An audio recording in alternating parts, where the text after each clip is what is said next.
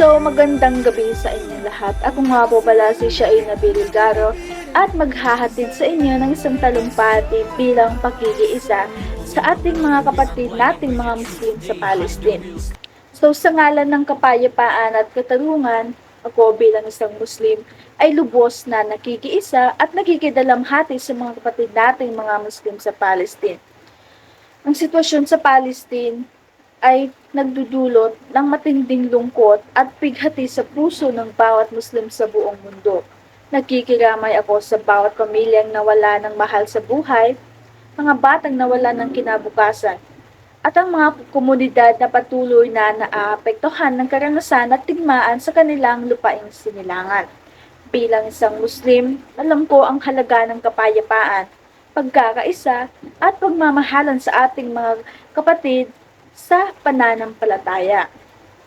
Ang laban ng mga Muslim sa Palestine ay laban para sa katarungan, kalayaan at dignidad na hindi dapat tayo maging bulag sa kanilang mga hinganin at pangangailangan. Dapat nating ipagpatuloy ang ating mga pakikisimpatya at suporta sa kanilang laban para sa karapatan at kalayaan. Hindi dapat nating kalimutan ang pangako ng Allah sallallahu alaihi wasallam sa atin na patuloy na tayong gagabayan at tutulungan sa oras ng pangangailangan.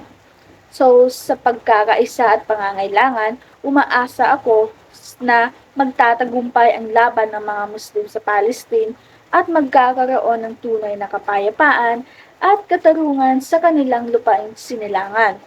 Sa huli, ang aking panalangin ay para sa kapayapaan at kaligtasan ng lahat ng mga Muslim sa buong mundo. Lalo na sa Palestine, naway gabayan tayo ng Allah sa ating mga hangarin at maging instrumento tayo ng pagmamahal at kapayapaan sa ating kapwa Muslim. Salamat at magpatuloy tayong magkaisa at magmahalan sa gitna ng mga pagsubok at hamon ng buhay. Yun lamang po at maraming salamat.